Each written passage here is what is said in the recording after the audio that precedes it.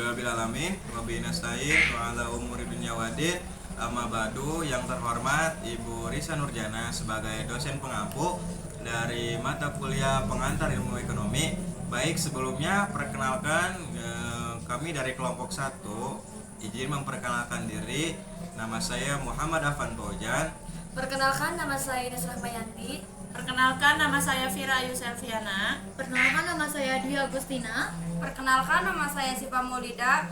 Baik, di sini kami akan mempresentasikan hasil dari studi kasus yang kami teliti di sebuah pasar tradisional, yaitu Pasar Induk Rawo.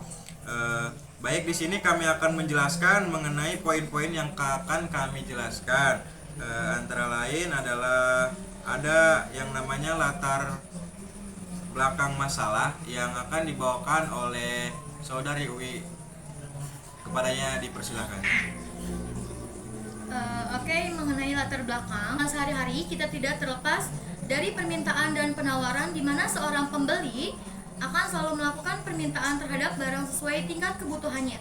Begitupun juga penjual akan selalu menawarkan barang yang dijualnya dengan suatu harga tertentu dalam prosesnya. Pembeli dan penjual akan melakukan interaksi tawar-menawar sehingga mencapai kesepakatan tentang harga dari suatu barang. Kesepakatan itulah yang disebut dengan keseimbangan pasar. Dalam permintaannya dan penawaran, harga sangat berperan penting karena harga dapat mempengaruhi bertambah atau berkurangnya jumlah barang yang diminta atau ditawarkan.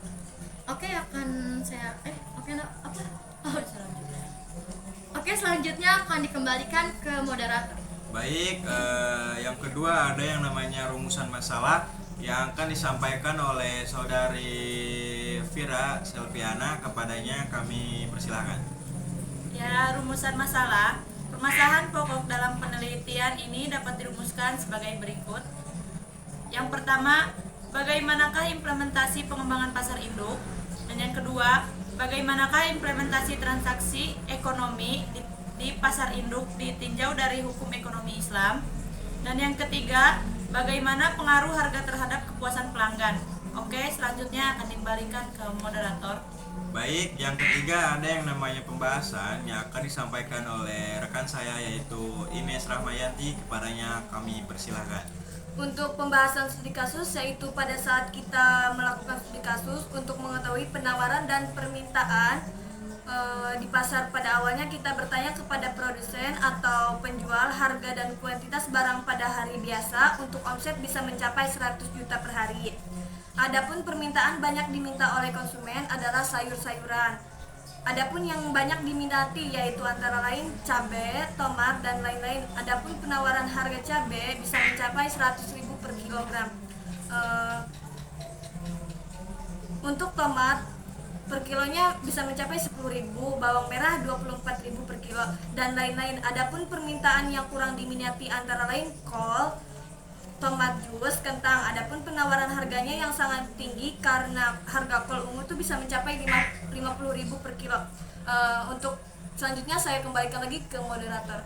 Oke, yang keempat ada yang namanya kesimpulan dan saran yang akan disampaikan oleh rekan saya yaitu Sipa Maulida. Kepadanya kami persilakan. Selanjutnya kesimpulan. Jadi kesimpulannya, harga suatu barang atau jasa cenderung bervariasi sejalan dengan perubahan dalam peminatan dan penawaran. Ketika permintaan suatu barang atau jasa meningkat dan penawaran harga akan tetap cenderung naik, dan sebaliknya. Mekanisme ini memberikan pemahaman yang lebih dalam mengenai perilaku pasar dari segi praktis, individu atau bisnis, dan dapat mengambil saran dari konsep. Impulannya, harga suatu barang atau jasa cenderung bervariasi sejalan dengan perubahan dalam permintaan dan penawaran. Ketika permintaan suatu barang atau jasa meningkat dan penawaran harga tetap akan cenderung naik, dan sebaliknya. Mekanisme ini memberikan pemahaman yang lebih dalam mengenai perilaku pasar dari segi praktis, individu atau bisnis, dan dapat mengambil saran. Dari konsep ini, untuk membuat keputusan strategis terkait bisnis mereka, memahami kebutuhan pasar, dan meresponnya dengan menyesuaikan penawaran. Produk atau jasa dapat meningkatkan daya saing. Selain itu, pematangan terhadap perubahan dalam kata cepat ulang. Pengen Enggak, tipis udah, gue udah, jadi langsung aja. tipis. Tar dulu, bentar lagi. Daya saing. Selain itu, pematangan terhadap perubahan dalam dinamika pasar baik dari segi permintaan maupun penawaran, kemungkinan pengembalian keputusan yang lebih tepat. Saran untuk mengetahui suatu permintaan dan penawaran perlu adanya penelitian atau langsung terhadap suatu barang di pasar tradisional. Selanjutnya saya akan kembalikan ke moderator. Baik, itulah presentasi yang bisa kami sampaikan. Kurang dan lebihnya mohon maaf. Wabillahi taufiq wal hidayah. Wassalamualaikum warahmatullahi wabarakatuh. A few moments later.